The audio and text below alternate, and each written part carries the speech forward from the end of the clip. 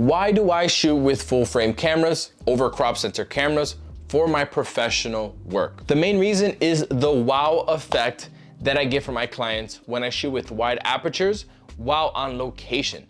I know most of you photographers think bokeh is overrated at this point because it's so overused, right? Go onto Instagram right now and all you see are bokeh portraits of hot girls. But who cares what you think, right? Average people think it's cool, and that's all that matters to me. The 3D effect I can achieve with this system really makes my pics stand out over what they are used to seeing. I am addicted to the look that I get from someone when I'm photographing them and they're like, look at this picture, I'm shooting at f1.4 or something, and their portrait, it looks 3D and they're just like, whoa. They look great, let's keep working. Okay. Cool. For example, the Canon 50mm f1.2 and the 85mm f1.2 RF lenses. There isn't an equivalent combo for APS-C that could give me those kind of results. Also, a lot of the times I'm forced to shoot in areas that aren't so pleasing to the eye.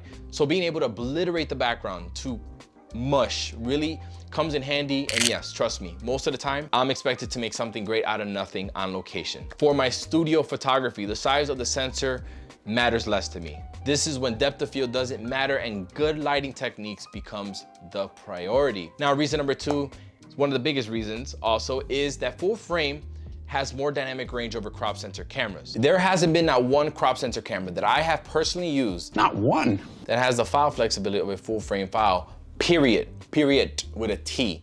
You can blurt out camera specs to me all day, but I have firsthand experience with these files. The ability to recover shadows and highlights is just on another level with full frame cameras like the Sony a7 III and the Nikon Z6. Yes, I shoot in a lot of mixed lighting situations, and this is something that I rely on a lot. All right, we're gonna take a quick break and I'm gonna tell you about my sponsor for this video. That is LumeCube. We have all heard of LumeCube lights. These are these super versatile LED lights that you can attach to pretty much anything. Your camera, your drone, literally anything. Well, LumeCube has just released their new light. It's called the Panel Mini. This light is the size of a credit card and it's perfect for photographers or videographers needing a versatile light that they can take with them anywhere. For example, I recently stayed at a lake house. I didn't want to bring any of my big lights. I only brought with me the LumeCube Panel Mini and wanted to take some night portraits of Diana. I was pleasantly surprised how soft the light output was using this panel. Using the dial on the side of the unit, you can adjust both the brightness and the color temperature. The brightness can go down as low as 1%, which is perfect for night and long exposure photographers. It also has a control screen that shows you your lighting settings, along with a battery indicator. Having a light that can always be with you is invaluable, especially when it's so light and compact like this light right here. I think it's definitely worth having in your camera bag. If you want to check it out for yourself, click the link down below in the description box. All right, my third reason for shooting with full frame is the lens selection. Full frame cameras give me a better lens selection to choose from, at least when it comes to Sony, Nikon, and Canon. When I show up to a gig with a Sony a7 III, I bring my pro zooms like the 24-70 and the 70-200 2.8, along with some wide aperture prime lenses. If I was using a crop sensor, I wouldn't be able to match those focal lengths and output at f2.8 with a full frame camera. Fuji, yes you can.